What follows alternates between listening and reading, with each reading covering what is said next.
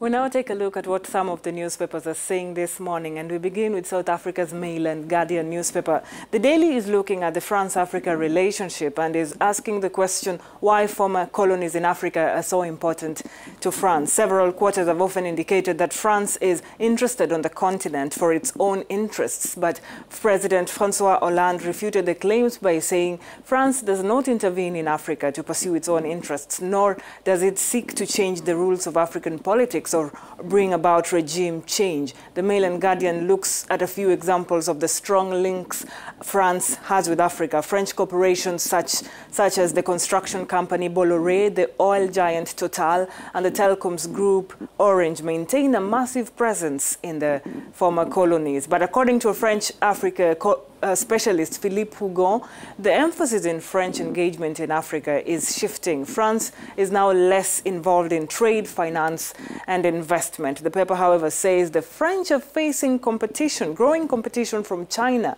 which has established close ties with many African countries, and also from the United States, which has been displaying greater commitment to Africa in the recent years. We now shift the focus to the western part of the continent by taking a look at Ghana's Joy Online. President Nana Akufo-Addo has reiterated the commitment of his government to establishing the infrastructure of poverty eradication program. While addressing the Ghanaian community in Ivory Coast on Saturday, he said he will not condone repetitions of the scandals that rocked the Savannah Accelerated Development Authority, indicating that his government is accountable to the Ghanaian people. He also called on the Ghanaian people who are eagerly awaiting the commencement of this policy to exercise a little patience as he and his government seek to do the correct thing. Touching on his broad vision for the country, he told the audience gathered at the Pact Theatre in Trishville, a suburb of Abidjan, that his vision is hinged on modernizing Ghanaian agriculture to enhance its productivity, a clear industrial policy, and rationalizing the financial sector so that it supports growth in agriculture and growth in manufacturing and industry.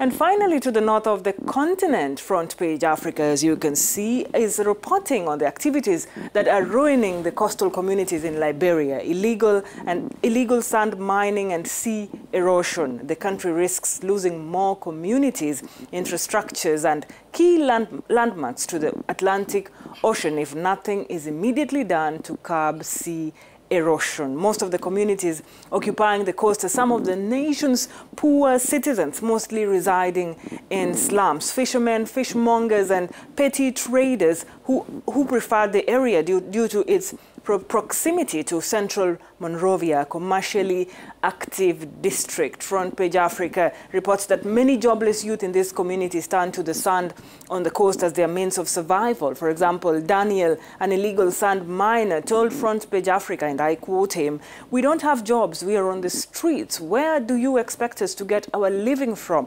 But for us who are jobless and only sell this sand to be able to eat, we are the ones you are coming after."